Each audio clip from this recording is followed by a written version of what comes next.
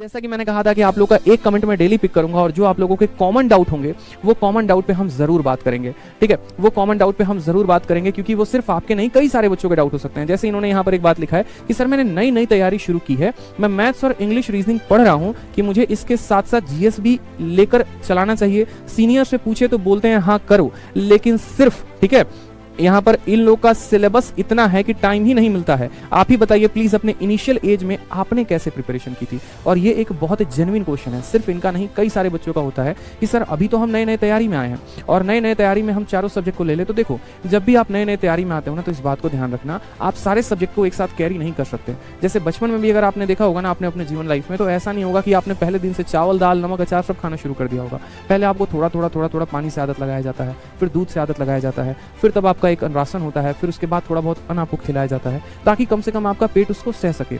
उसी तरीके से ये भी है कि अगर आप पहले ही चारों सब्जेक्ट को लेकर पढ़ना शुरू करेंगे ना तो आपको कंफ्यूजन भी हजार होंगे और आपका समय भी बहुत चला जाएगा और आपको लगेगा कि पूरे दिन में हमें कुछ भी नहीं हो रहा है। रीजन बताते हैं। जब आप शुरू में तैयारी करते हैं ना तो हम आपको बता रहे हैं कि एकदम जो प्रिपरेशन एकदम स्टार्टिंग में क्या होता है आपके साथ। तो स्टार्टिंग में अगर आप बात करें, मानिए अगर कोई बच्चा कहीं से कोचिंग ले रहा है तो उसको कम से कम मैथ के कोचिंग में 2 घंटा लगता है, इंग्लिश के कोचिंग में उसको 2 घंटा लगता है, रीजनिंग के कोचिंग में मानो 1 से 2 घंटा लग ही जाता है, 2 घंटा भी लेके चलते हैं। उसके 6 घंटे तो यहाँ पर मेरे भाई कोचिंग में ही चले गए। इसके अलावा यदि वो रिविजन करता है ना तो उस रिविजन में भी कम से कम अगर मैं बोलूँ कि हर सब्जेक्ट के लिए वो 1-1 घंटा निकाले रिविजन के लिए तो 3 घंटा तो उसको लग ही जाएगा। यानी सिर्फ पढ़कर रिवाइज करने में 9 घंटा। और 9 से 10 घंटे से ज्यादा जनरली बच्चे पढ़ते हैं नहीं।